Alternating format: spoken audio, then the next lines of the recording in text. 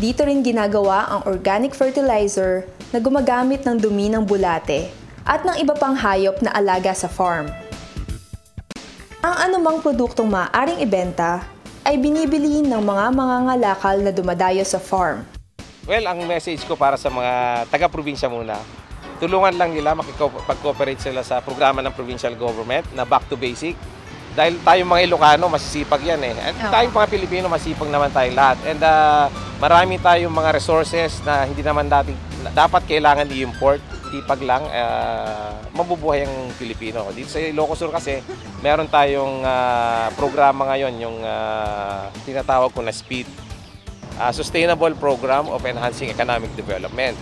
So, yung programang yon, Back to Basic, pagtatanim ng mga herbal plants, backyard gardening, using of indigenous materials, raising of native chicks, native pigs, at mga iba pa.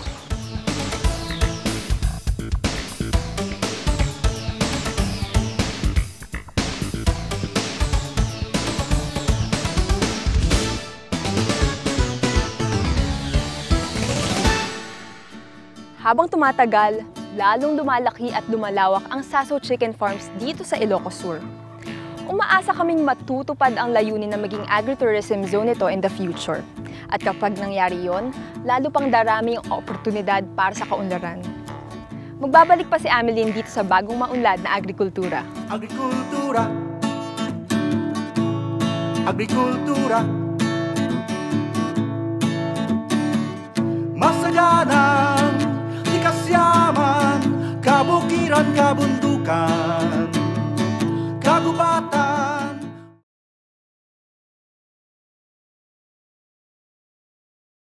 Maunlad na, agrikultura, maunlad na. Ito naman po ang balitang pang-agrikultura sa linggong ito.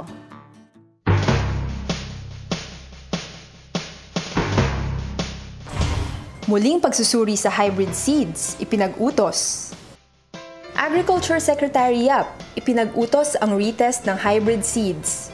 Kasabay nito, nag-issue siya ng direktibang tumitiyak sa patuloy na pagtulong sa mga apektadong magsasaka. Ang kautusan ay ibinigay sa Bureau of Plant Industry na, sa pakikipagtulungan sa Philippine Rice Research o PhilRice, ay inatasang muling suriin ang hybrid seeds galing sa pribadong producer na SL Agritech Corporation.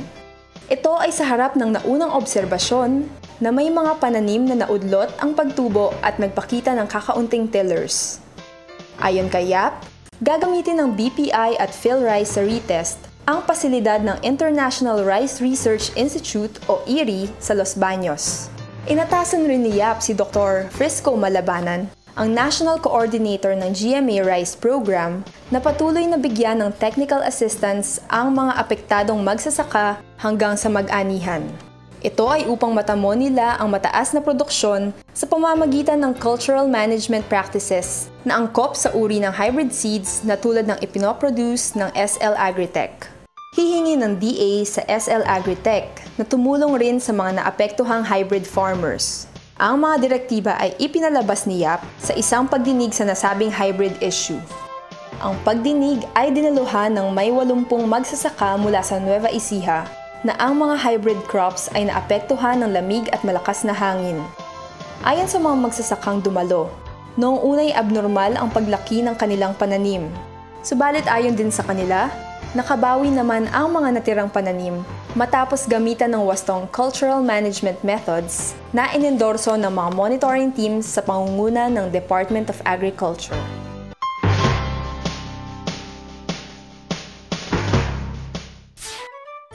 Tila sa dami ng bentahe ng pag-aalaga ng Saso Chicken, at kaya tawag na nga dito sa Ilocos Sur ay Ilocos Super Chicken, siguradong ito ay lalagana pa sa iba pang bahagi ng bansa. Kapag nagkataon, syempre, tataas din ang kita ng ating mga poultry raisers at lalong sisigla ang ating poultry industry. Mula po dito sa Ilocos Sur, ako po si Ameline Veloso. Hanggang sa susunod na Sabado, ito po ang inyong bagong maunlad na agrikultura. Masaganang, likasyaman, kabukiran, kabundukan, kagubatan, pangisdaan, kabuhayan, kababayan. bayan, maunlad na. Agrikultura maunlad na. Agrikultura maunlad na. Agrikultura maunlad na. Agrikultura. Agrikultura. Agrikultura. Kaalaman, pagyamanin, kasanayan, paghusayin, kaunlaran, salubungin, payabungin ang pagkain.